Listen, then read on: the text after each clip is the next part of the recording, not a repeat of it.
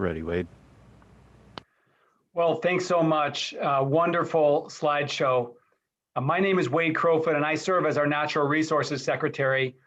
I'm our 12th secretary in this agency's history, and we are here, of course, to remember and celebrate the life and legacy of Huey Johnson, the incomparable, unforgettable environmental leader across decades, and actually the fifth Resources Secretary under Governor Brown from 1977 to 1982.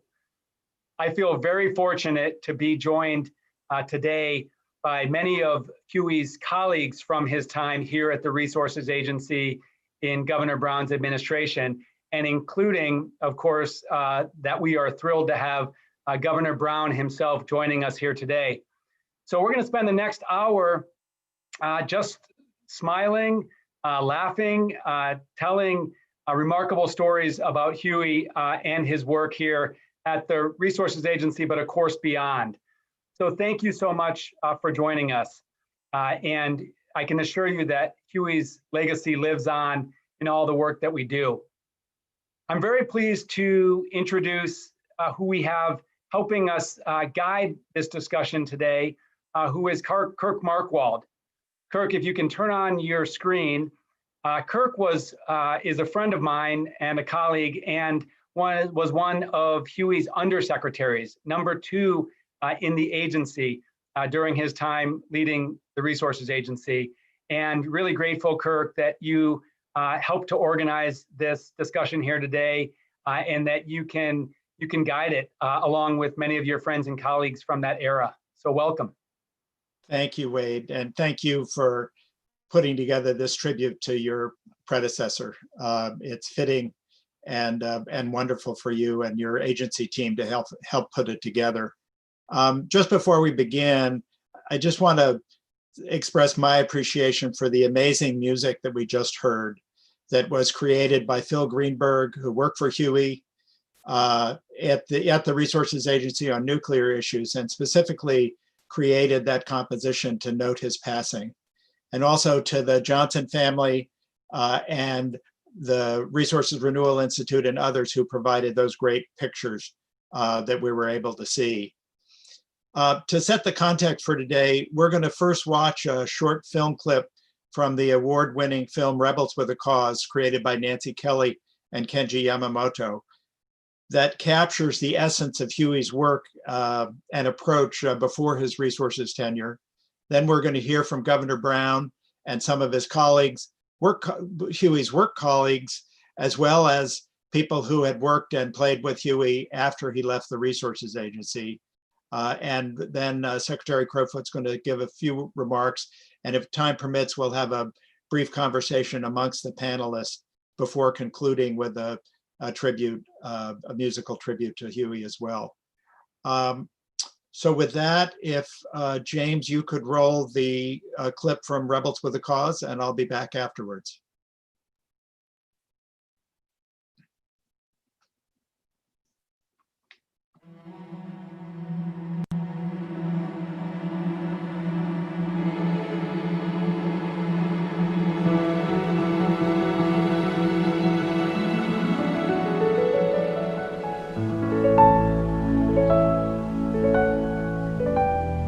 Steep hills and valleys flexing northward from the Golden Gate is considered by many to be the last frontier of open space in Marin County. An ambitious residential development proposal to be known as Marincello would turn 2,100 acres of the northern hillside into a so-called planned community of high-rise housing units surrounded by open space.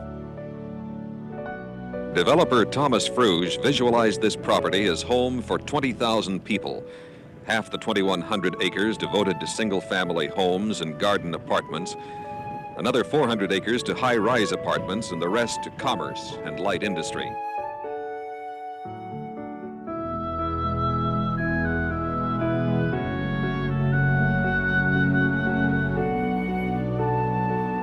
Thomas Fruge said his goal was to make Marincello the most beautiful planned community in the world.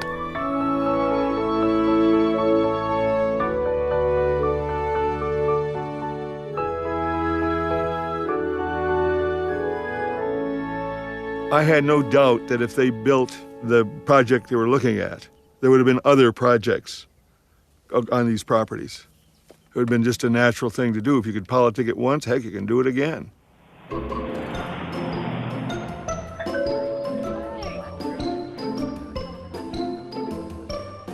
After World War II, to accommodate 1.4 million new families that formed every year, developers built new housing at a furious rate, and big corporations surged into the land development business. Gulf Oil bought the Marincello land and became Thomas Fruge's partner. Marincello was to be a self-contained community where people would live, go to school, work, play, and that they would rarely leave.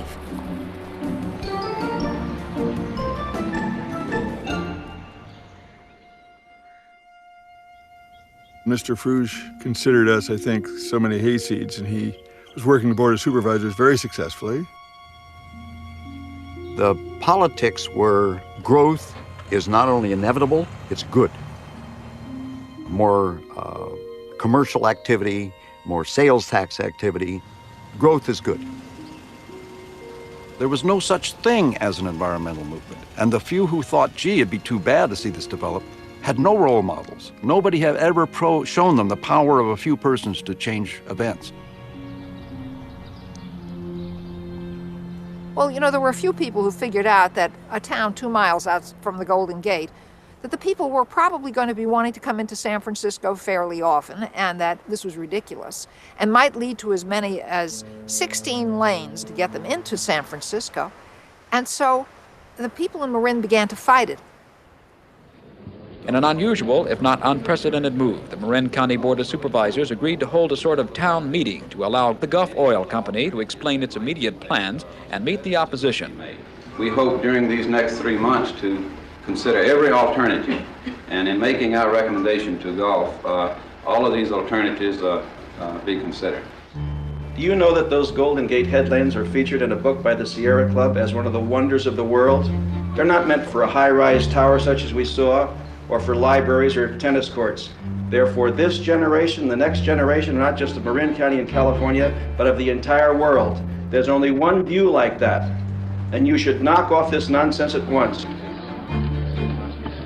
More and more frustration, anger grew in some of the ranks, and that started the movement as I knew it.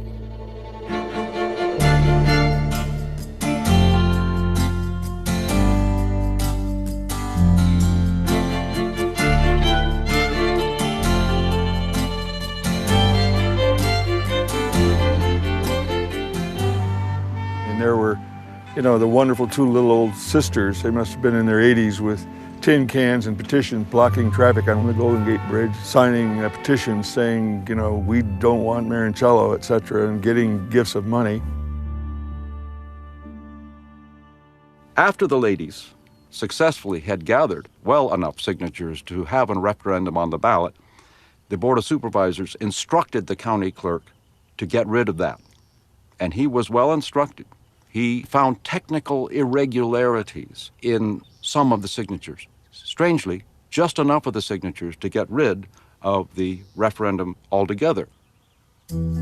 Huey Johnson persuaded lawyers Doug Ferguson, Robert Praetzel, and Martin Rosen to volunteer to file 2 lawsuits. One was known as the People's Lawsuit. It would wind up before the California Supreme Court.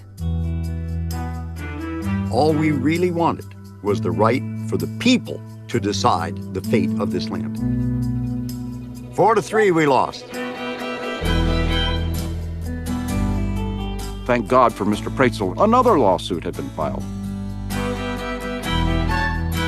This litigation went on for years.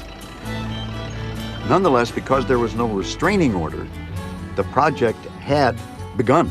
They had moved bulldozers onto the property. They had constructed some initial improvements on the property, as they would term it.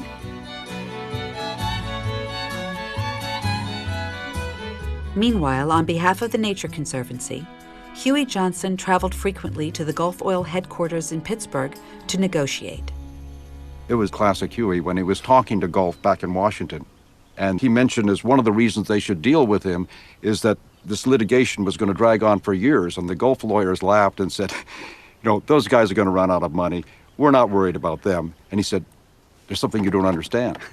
They're unpaid and they're crazy. They will go the distance. If any one person would get the most credit, I would give it this fellow, Bob Praetzel, who gave it 1,000 hours of his time over 5 years, just refusing to concede and refusing to compromise and checking on the legal status of things every step of the way.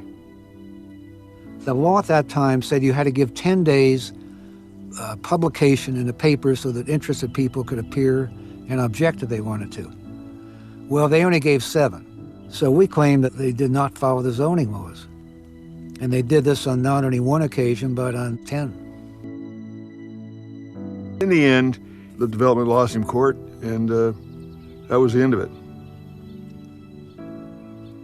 Finally, the last time I went back, the vice president of real estate was not there, and a new face was there. And he said, everybody leave the room. Not you, Johnson.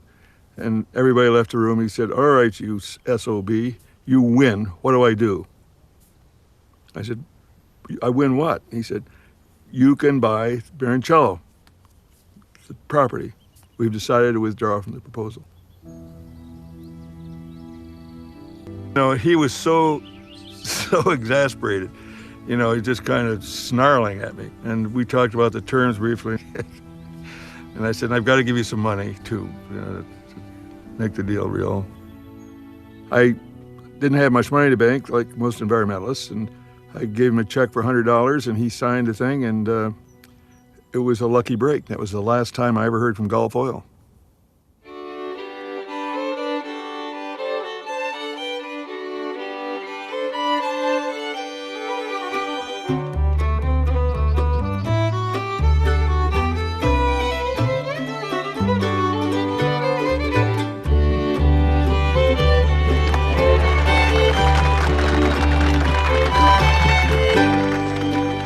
The Nature Conservancy, a private volunteer conservation organization, is officially acquiring this 2,100-acre parcel to put the cap on our efforts on the Marin Headlands Park acquisition. And it means that when enough people care enough and work hard enough, long enough, that the right thing will in time happen despite what would appear to be permanent setbacks. This day marks the realization of a conservationist dream of many years.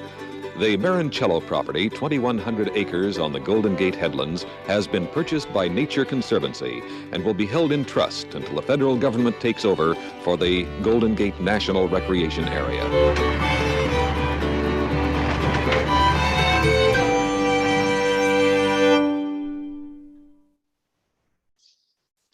So for those of you who never knew Huey personally, that gives you a little flavor of what he was up to before he came to Sacramento. And then for some of us, things really began to get interesting. And to set the tone for that, I would appreciate Governor Brown giving your retrospective a little bit about how you came to find Huey and how it was to work with Huey over those years. Well, that's lost in the fog of memory. But best as I can reconstruct, Huey came by way of Roshi Baker and the Zen Center. That's where the connection first emerged, I believe. A lot of things happened. There were a lot of contributing causes, but that's the way I think it originated. And I do believe that Huey was talked into the job by Richard Baker, who I think is on the line listening to all this. So we were looking for something different. We had Claire Didrick, who had been in the Sierra Club and did her best, battled the logging companies on the redwood trees up there in Eureka, Humboldt County. So, but we had a lot more to go, and the environmentalists weren't particularly happy, and so there it was. So Huey came along, and well, I can just say a couple of things. First, the biggest thing of all was he got the wild rivers, 5 wild rivers, locked in to federal designation.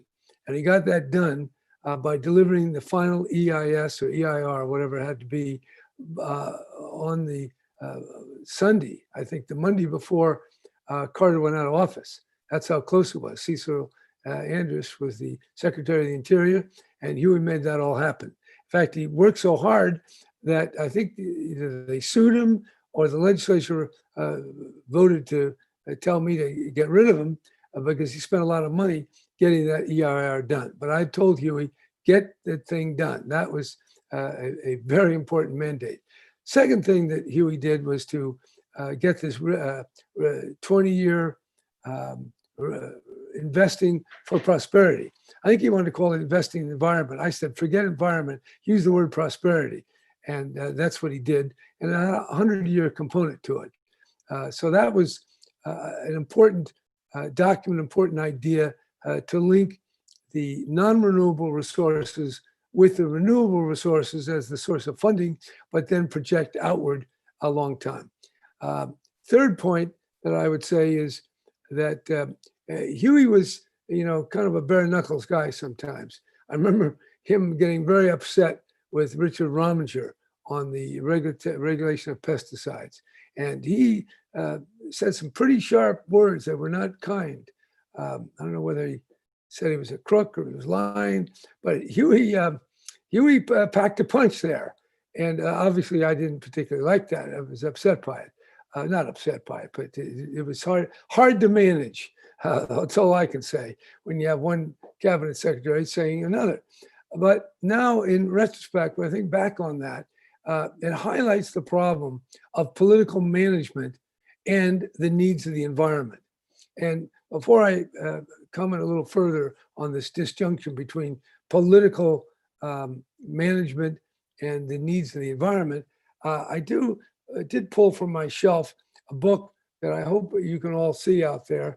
I believe it was Huey who brought Ray Dasman in to see me, the author of the book, The Destruction of California.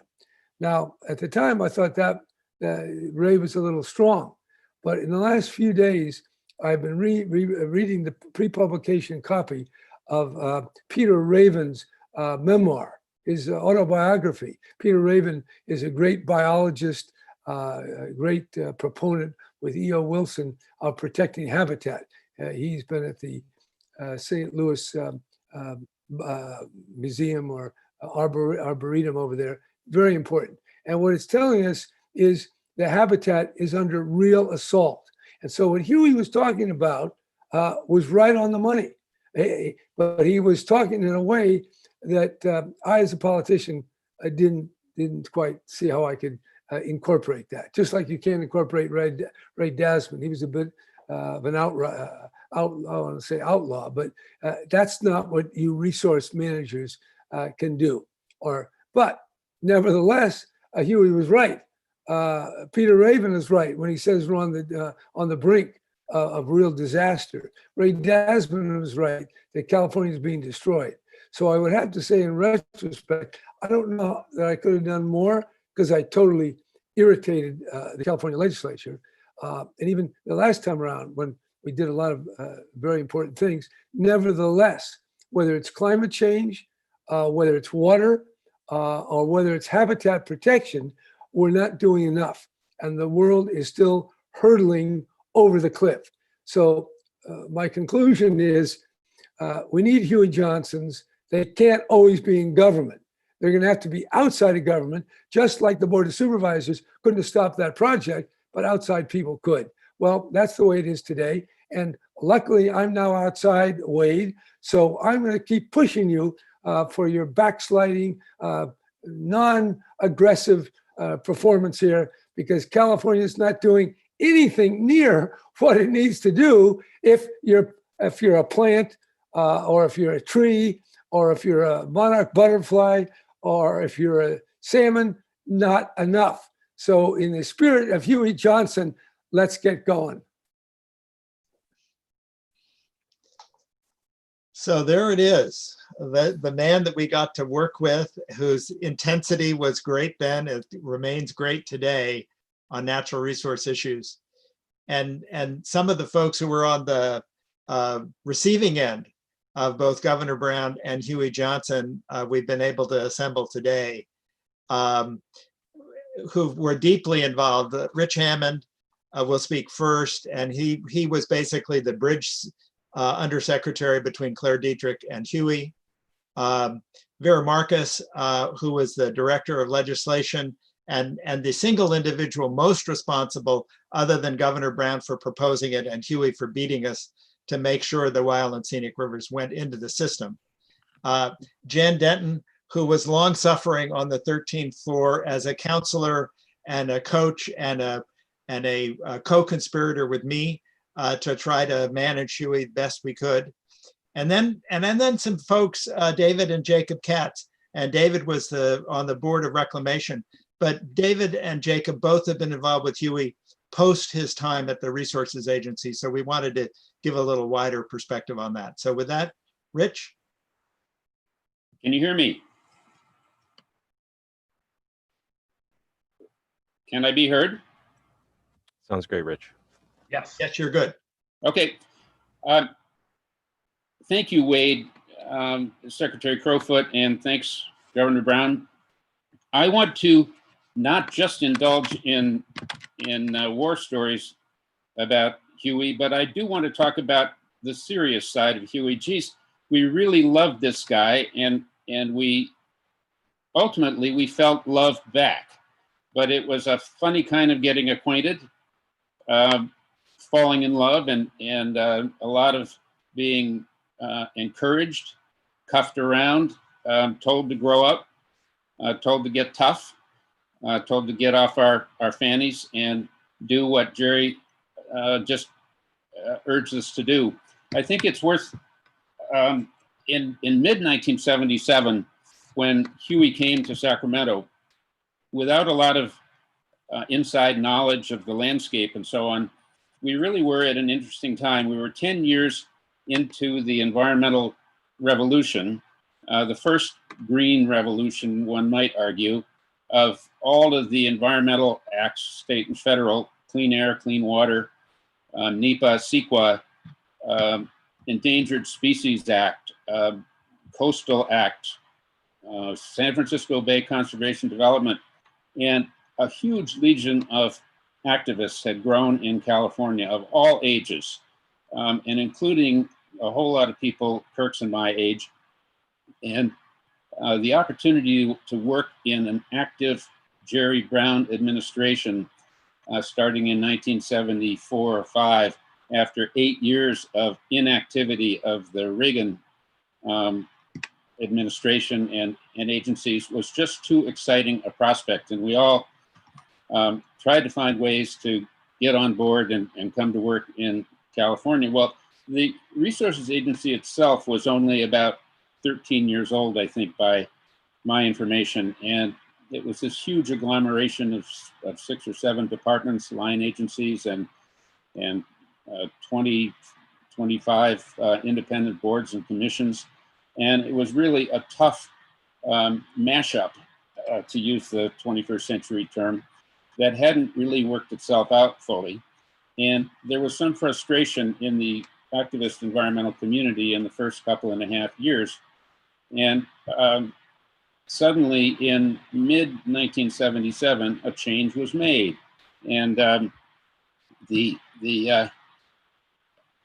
effect was something like this. We were midway through the third quarter, let's say, of Jerry's first term. And imagine the agency directors and senior staff of the Secretariat all gathered on a football field and wondering, looking around, where's the quarterback? And into the around the corner of the huddle and stationing himself in front is suddenly a guy, and we looked at him and said, with the who the heck are you? And he said, hello, I'm Huey Johnson. Wait, who? Do you even know the Playbook? Well, I brought my own. Have you read a Sand County Almanac? The Tragedy of the Commons?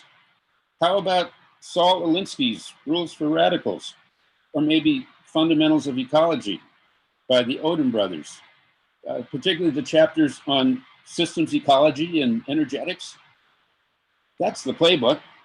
Well, it really did happen that way. On one Friday afternoon in midsummer, the announcement was made that his predecessor would be going to the California Public Utilities Commission, and the replacement would be Huey Johnson. He called a meeting for the beginning of the following week. He summoned everybody. He had a standing meeting, probably 30 people in the agency room around the edge.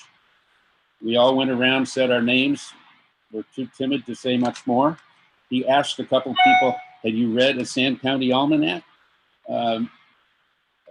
He asked somebody else, "Have you ever sold anything?" And he then said, "I'm going to be adding some more spice to the stew, and a couple of you will not be working with us in the future, but we'll find places for you, and we'll go on." And with that, he dismissed the meeting, and he said, with the words, "I won't be back for 2 weeks. I'm going on vacation. This agency knows how to run itself, and you're all in charge." And he disappeared for 2 weeks, during which time there was a huge run. It wasn't exactly Oprah Winfrey's book club recommendation, but Tower Books certainly wondered why 25 people needed to have copies of the Sand County Almanac.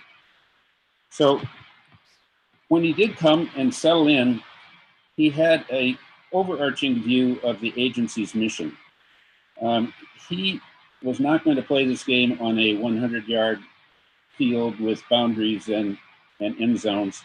He was going to play it on the 100 million acre land and water surface of the state of California. And his mission was to be principal advocate and protector of the state's natural systems, and he wanted all of us to join him in that. However remnant, disturbed, or degraded they might be, he was going to protect what was there and renovate and rehabilitate, reinvigorate, restore the systems, natural systems that were part of the great California acreage. He didn't necessarily stop at the state's boundary. Looking at Tahoe and some other issues, Pacific flyway issues and migratory fish that came from federal waters and into the state and up into the state's waters and back out. He took this mission very seriously, and his management style was to delegate strongly, to set his 12 or so priorities, his values to steer by and live by, try to make sure everybody in the leadership of the departments and in the directorate understood what they were and look for opportunities to promote them. He put these things on 5x8 green cards, and he made me, as the undersecretary, the custodian of the green cards.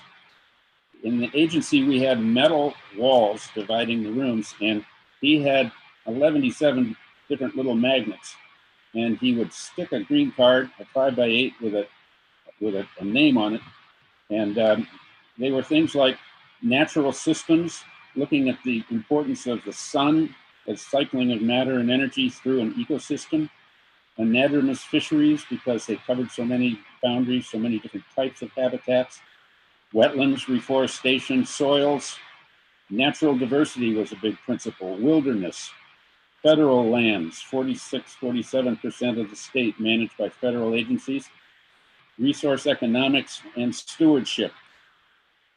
For the Aldo Leopold Sand County Almanac directive, he noted for all of us, and he wanted us to understand that nature did not follow human jurisdictions. And I might point out, relative to Governor Brown's comment about the wars with Department of Food and Agriculture and Rich Rominger,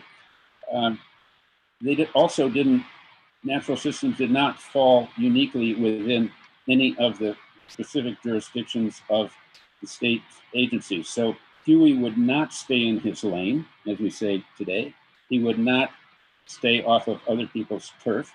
If he had a matter of interest that he wanted to support, So of course, this led to lots of conflicts where he brought into play such things as Saul Alinsky principles of rules for radicals and battle plans and so on.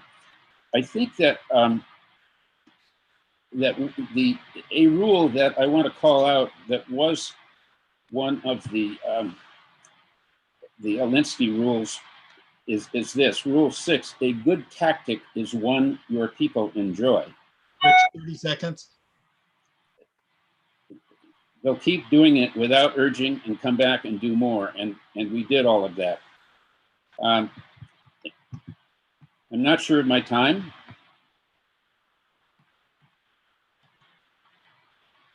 I think you're on it. Okay, I want to just finish with one thought, that Huey's strategic paradigms were that there was energy in every issue, momentum and energy, and he would stop by and he would say, "Counselor, I think in the spirit of social and political jujitsu, we should take on the Forest Service over this rare two opportunity." Or he would say, with regard to the mandate that we all of the cabinet agencies produce budgets with 15% cuts in order to respond to the Prop 13 budget cuts, I say, let's use that political energy and swim against it, turn it back on itself. And he summoned us all for a 7 a.m. meeting at the Fox and the Goose, which set off about 12 hours of nonstop butcher paper idea generation and scheme dreaming that became the investment in renewable resources. And he took his roll of butcher paper over to the cabinet meeting at 5 o'clock and was the only person who said, "We'd rather not be cut. We need to be increased." And I can't remember what the percentage was, but probably about 15%. And that was part of Huey, a zest, a zestiness, a zest for battle. And let's go do our job and support the agency mission. With that, I will stop. Thank you.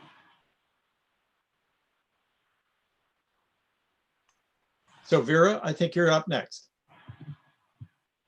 Thanks, Rich. Good afternoon, everybody. Governor Brown, Secretary Crowfoot. I first met Huey when I worked for the Energy Commission near the first year it was created. First, I must say that Huey taught me about working in teams. I can't say that any of the work that we accomplished was without teams of staff, contractors, nonprofit leaders in the community. Huey was also looking for bright young people, people of color and ethnicity, to bring into the administration, and offered those selected an opportunity to obtain their master's degree in an environmental field. The first 12 selected were called the Executive Development Program. And while in the program in the late 70s, early 80s, I had the opportunity to oversee the development of the first solar retrofit handbook in the country. It was called Solar for Your Present Home. And another project to install install solar hot water heaters rather in migrant farm worker housing. Our joke was that the solar systems may have cost more than the housing. Later, when Huey asked me to work in his cabinet office, we actually had a problem. The salary offering wasn't high enough. And I remember with heart in hand and knowing that I could lose the job offer, I asked for the highest salary. I got it, and then Huey put me to work. Not bad for a Black Alabama girl, I thought at the time. One of my first efforts was heading the state federal task force responsible for federal designation of California's wild and scenic rivers. This afforded me, right out of Alabama, the opportunity to fly over each of California's wild rivers by helicopter. I think it was with then Director of Water Resources, Ron Roby. We held hearings throughout Northern California, sometimes traveling on a small plane at night through a storm to get up north to the town meetings. When I returned from one trip, Huey called me into his office to tell me that one of the environmental leaders on the Smith River had called him on the phone to tell him, we have enough trouble trying to get these rivers designated. Did you have to send a Black woman up here to do it too? Huey was not at all upset. I was, but Huey laughed. Later, I had the honor to take the designation document to then Secretary of the Interior, Cecil Andrus, to sign. During our meeting, he asked a legal question, and I was not a lawyer at the time. I relied by telephone on Sandra Simpson, another Black woman Huey hired, who was a law student at the time. Sandra gave me the answer. Secretary Andrus signed the document. Just before midnight on the last day before the federal administration changed. It was actually mind-blowing to represent the state of California and to be in that position of success. When Wild Rivers was over, I still had my regular job in the Resources Agency to lobby for Huey's Natural Resources Program. And that year we were responsible for having, it was around $77 million designated to the programs to restore and maintain California's natural resources in an environmentally sound manner. Throughout all of these experiences, I demanded, as a woman, equal pay, and Huey paid me. I demanded a meaningful experience, and Huey gave me many. I demanded and expected Huey to respect the values that I brought to the job, equal humanity. Before Huey left the Resources Agency, for my birthday, he gifted me a beautiful Native American beaded necklace. This was very unlike Huey. Totally unexpected that he would give me anything, especially such a natural indigenous gift. I always thought it was an homage to human equality, which Huey's actions toward me always personified. He was one of a kind, and I miss him dearly.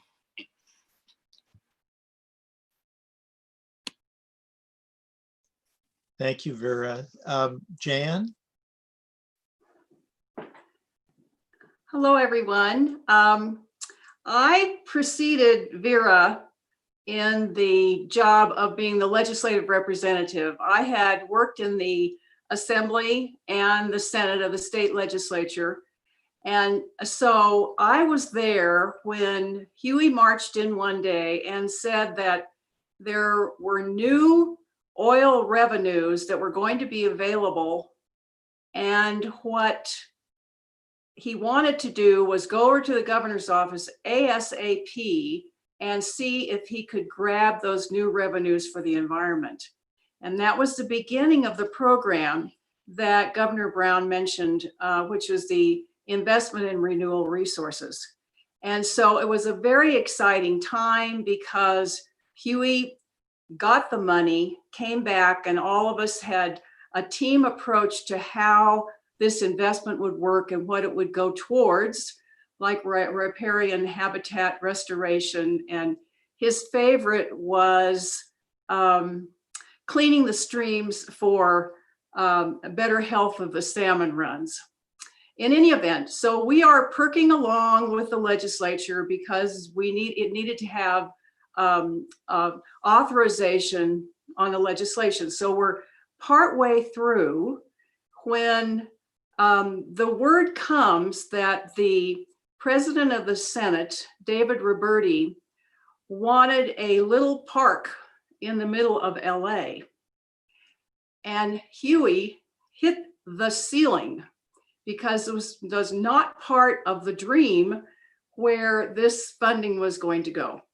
And so I remember a big meeting where we had to talk Huey down because he knew deal making in his previous job, but he was so passionately concerned about this money, but he finally gave in. He never did like it, but he accepted that compromise.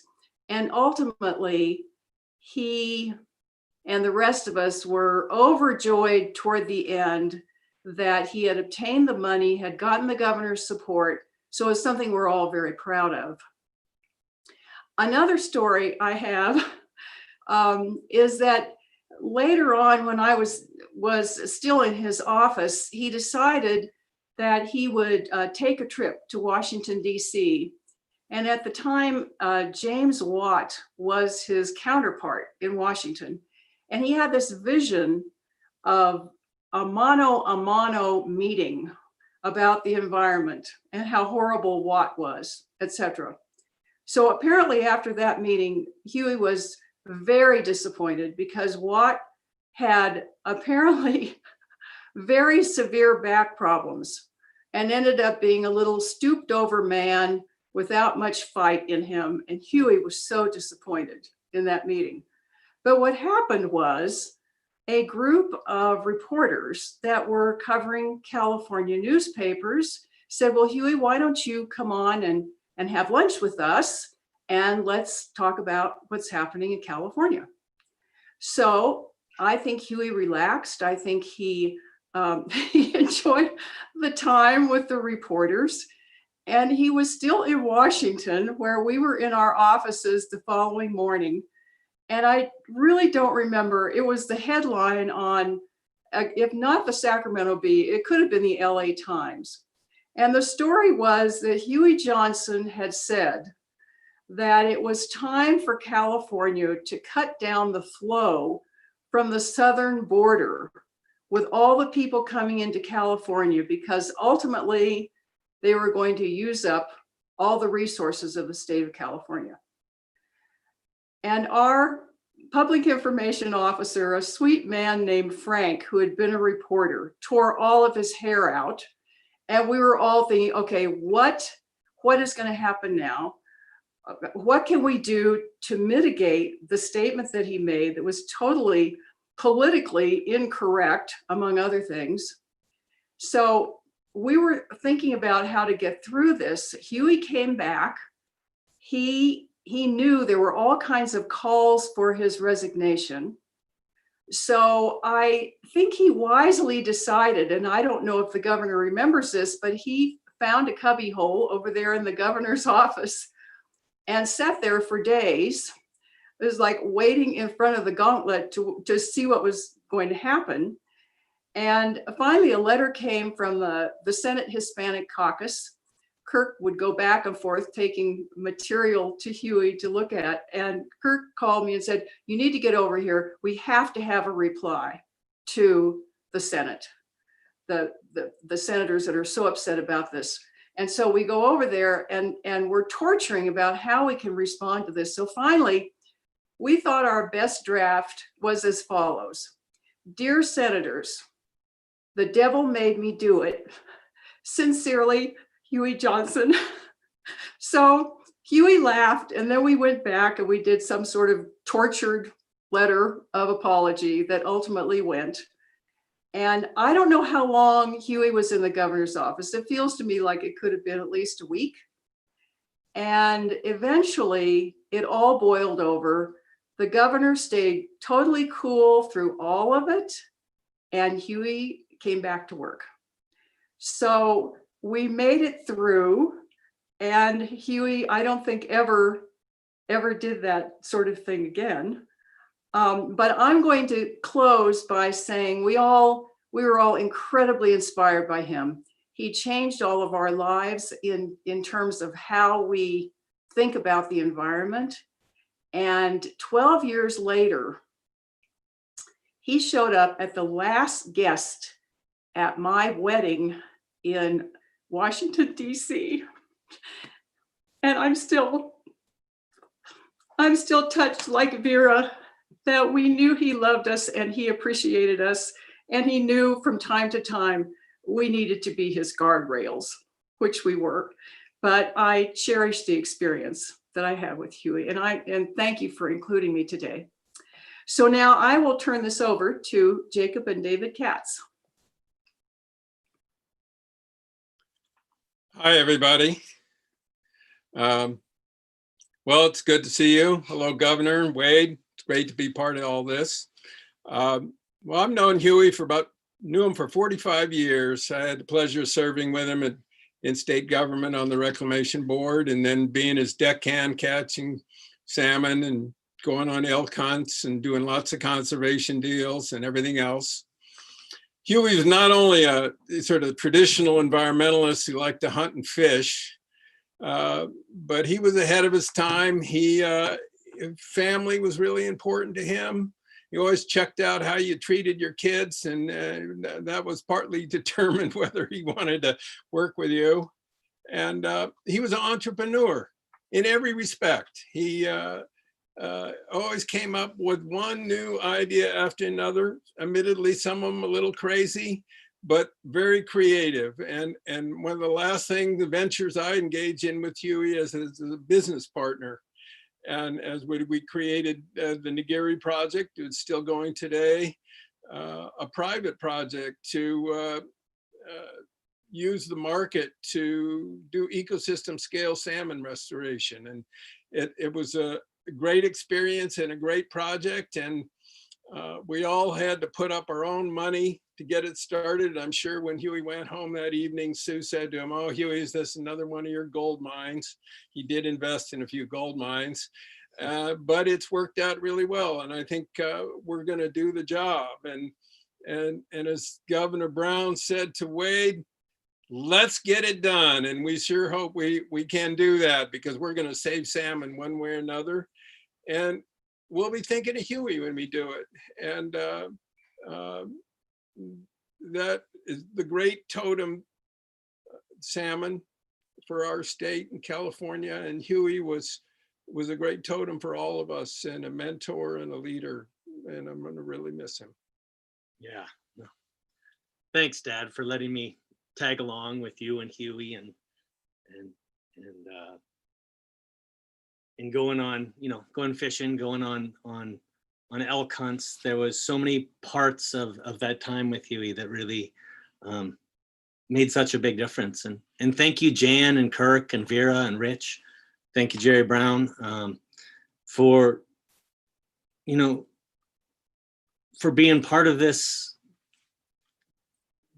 generational shift that Huey was so much a part of. This idea, I think, that well, maybe Thoreau said it best, right? That in wildness is the preservation of the world. And I think that in Huey, in starting the Trust for Public Land, and the work that you guys did in starting to realize that rice farms and that agriculture was a necessary and important part of conservation, and realizing that people aren't going anywhere, that we're here, but we can do so much better, that we can, it's not just about wilderness. It's not just about setting it aside, right? And it was so fun to spend that time in the wilderness with Huey.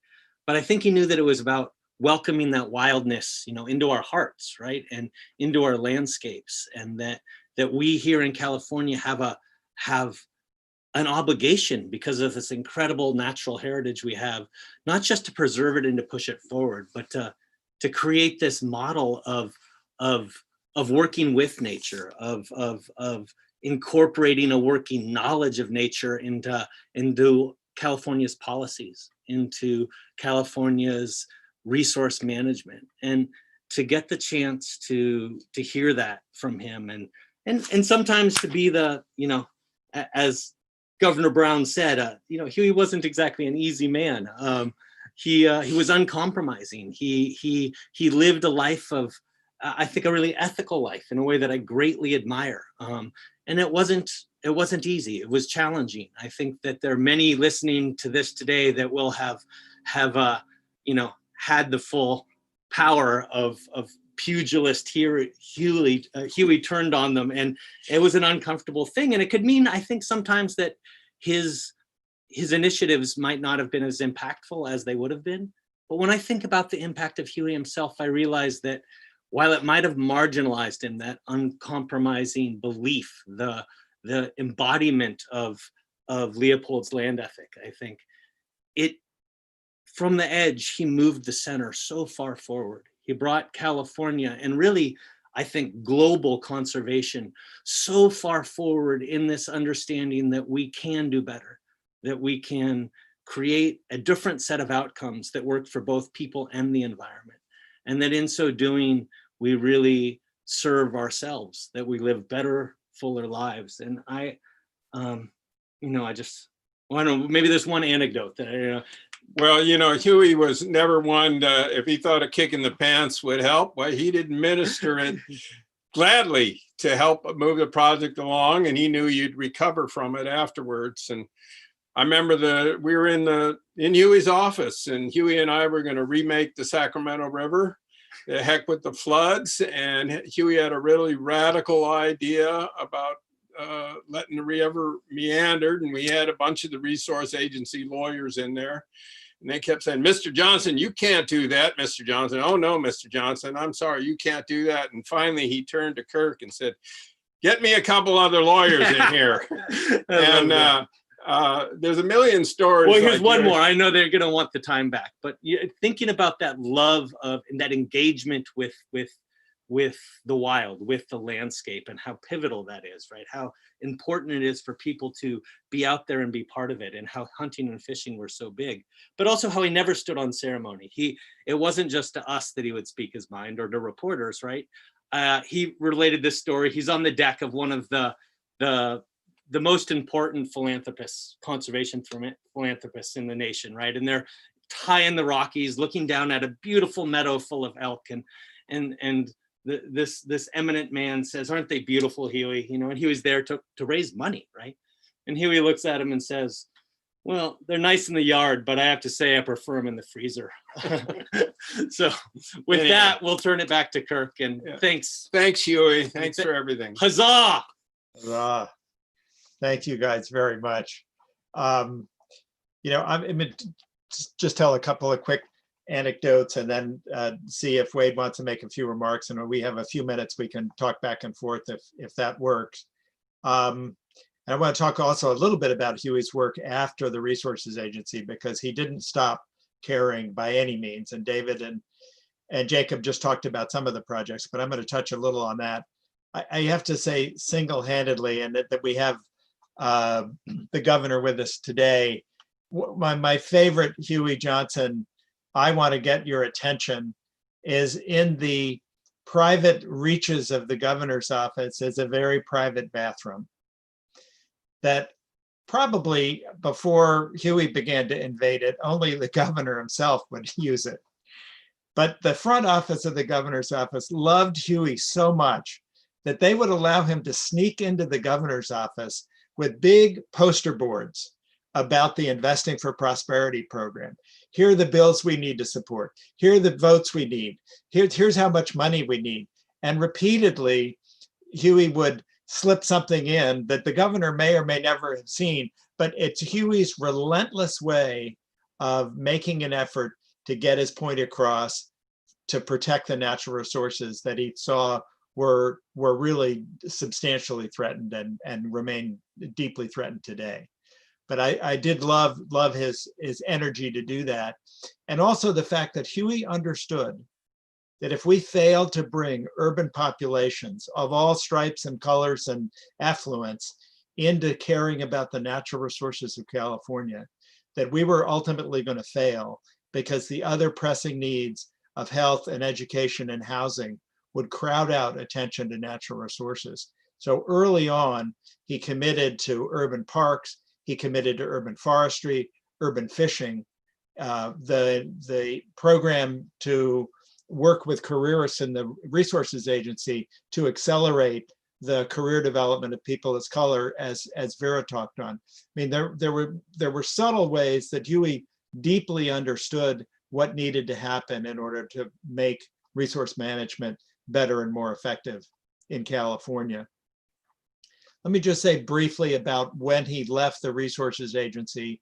He founded the Resource Renewal Institute, and it's rri.org. It is an amazing collection of efforts. David and Jacob talked about one of them, but there are many others, including one called the Forces of Nature, in which Huey would sit down with the staff and several public figures, environmental advocates, social advocates, thinkers, academics, practitioners, and talk about what it was that they thought was most important to do in order to keep our natural resource base productive. So it is definitely worth checking out RRI. And it's also going to be definitely worth checking out his forthcoming biography called Something of the Marvelous, Lessons Learned from Nature, My 60 Years as an Environmentalist. It would be published sometime later on this year. RRI maintains a mailing list, and if anyone wants to dig more deeply into the man and the thoughts behind the man, that would be a great place to start. Wade, any thoughts from you before we turn into a conversation for a few minutes? Yeah, I'll share a few. I mean, I've cherished this time. I've been kind of glued to my computer, listening to these incredible stories. I only met Huey on one occasion when he came to our office here at the Natural Resources Agency, but knowing Kirk as well as I do, I heard so many stories. But it's also really fascinating to actually hear from these different perspectives. And a few thoughts I have. Rich's story about him coming with a clear perspective. In this business, there are so many empty suits, people that are just sort of trading up for more important offices without a real sense of driving vision. I love the fact that he introduced himself, scared the hell out of people around. A couple people might leave, but then also quizzed people on whether they read Aldo Leopold. Much like Governor Brown, that's coming with a perspective and being really thoughtful, thought-based, intellectual-based leadership. I loved meeting Vera this way and understanding how visionary Huey was to recognize the talents of all Californians and to break through those systemic barriers, inequities, systemic racism, to actually lift up women of color into positions of authority. Well before that was even something that probably was broadly accepted in the kind of the white male patriarchy of state government. That's an amazing thing to learn about Huey. Jan's stories about his pugnaciousness around wanting to take on James Watt, who I grew up as a kid absolutely hating because my dad was a big environmentalist. Amazing. David and Jacob, obviously on partnering with Huey on the entrepreneurial side, but then also spending time with him and really understanding his sort of uncompromising nature. And then Kirk telling these stories about just the sort of the irreverence of Huey with the governor and the governor's office sneaking in through the bathroom and how gutsy he was. To me, this is really inspirational. I have to say this has been a really challenging last several months, I think, for us all, but certainly in state government. As I sit here, almost 4 million acres of California has burned this fire season, well in excess of any fire season in the past. Things have happened this year that have never happened before that are clear indicators of climate change. Explosive temperatures, over 120 degrees in greater Los Angeles. Parts of California that we never imagined would burn at the levels they burned, including the coastal redwood forests. A fire so hot created a plume of smoke 50,000 feet high. Obviously, Governor Brown, Governor Newsom have been talking about California as really a proof point of the impacts of climate change. And I think most of us probably agree there's never been a more important and troubling moment in the life of our planet, or at least the life of our planet with humans on it, than there is now. And so it's been really nice to actually, as we grapple with all this and try to do what California does best, which is lead, speak truth to power, and don't settle with the incrementalism, actually be bold, which is what the world needs. it's nice to know that there was somebody doing that almost 40 years ago. And a lot of the space that we have to be bold in California is because of people like Huey. So I just have to say I'm really thankful for what he was able to bring to state government, obviously, to our agency. The stories that you all told today, I'll take as a really powerful model. I'm really glad to say that I was getting texts from some of my colleagues, including our legislative deputy secretary. So fun to hear about Vera and Jan's stories in that role. And our undersecretary, Angela, it just brought a smile to our face, just hearing all of the funny stories and pitch battles that you all led. So I'm just gratified for Huey and the time he spent with us, and for you all taking the time to discuss this. I might, let's see if we can bring back, if everybody wants to turn on their videos, we can get back to a little bit of a Brady Bunch viewpoint. And just ask if anybody, first of all, probably it's fun to hear each other's stories and sort of remember things that from each other. Anybody that, anything that folks want to add or reflect on based on each other's comments? I would offer, if I can be heard, to Governor Brown and the Department of Food and Agriculture, and to the position of Undersecretary.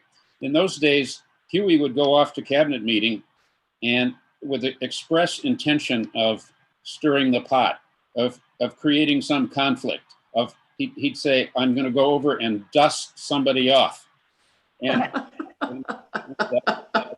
occasionally, in fact, not just occasionally, but almost weekly, meeting, my phone would start ringing the following day. The cabinet meetings would be at 5 p.m., for example. And the next morning, I would start hearing from my counterparts in other agencies, what the hell was under Huey's saddle? And last night, what did he say? What does he want from us? And that kind of thing. And so the deputies, the undersecretaries, had a little bit of a support group, but I felt that too much of the attack was coming to me and I didn't ever have enough support. Well, I suppose you all had to trail behind Huey and sort of ruffle or smooth those feathers that he ruffled. Always. And Kirk, you explained that he used to hold court at the Fox and Goose, which is still just down the street, in the morning and have a staff meeting, which is still a big hangout for the political class here. Well, and he was hardly really a member of the political class from his standpoint. It was a convenient place to go. And we sat in that back table at 7 o'clock. He will have ridden 12 or 14 miles on his bicycle in, and we will be dragging ourselves into the office or into the breakfast. And he will already have his to-do list for each of us to then go forth and do well. And we were there for 35 minutes or 40 minutes or something, and boom, it was back to work. That happened almost all the time. Wow. Well, I was sharing with you before we went on to the large group that the physical presence of Huey remains in this very office that I'm in, because you saw in one of the slides, he brought in these funky 1970s hanging hammock chairs. And believe it or not, old government building, these hammock hooks are still here. Which is remarkable. Yeah. I'd like to comment on those chairs. During the time that the New Malones Dam had been built across the Stanislaus River, after two efforts by statewide initiative to save the Stanislaus, $250 million of concrete had been poured. And because we were having a drought, the dam wasn't being filled as fast as it might have been.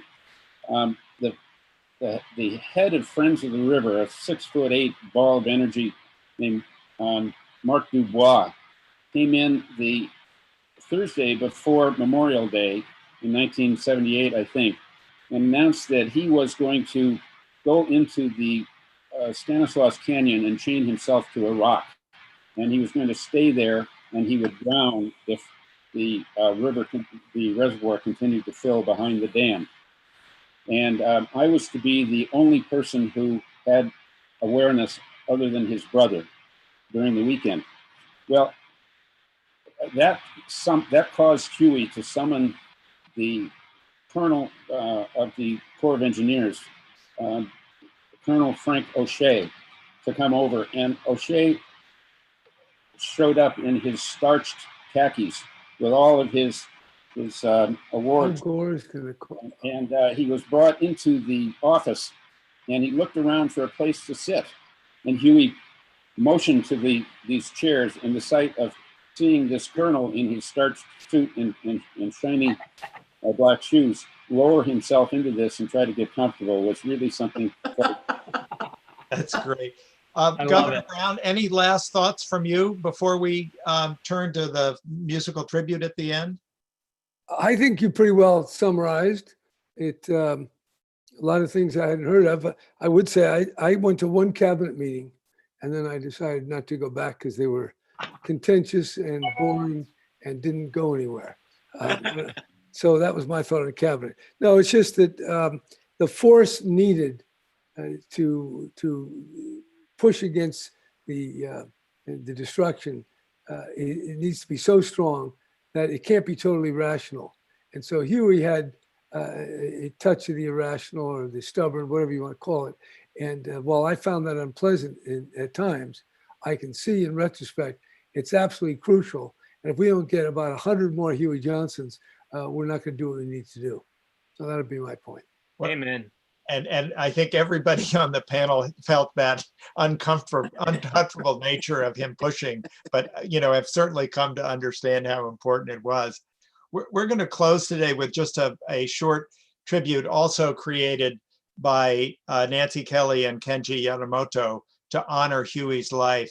But I just want to conclude with a message that many of you know who have called his cell phone over the years, because I think it really sums up things very well. If you get this message, I'm probably out fishing. It says it all. May Huey's spirit be enjoying fair winds, following seas and tight lines, wherever it may be, and may we learn from this incredible human being.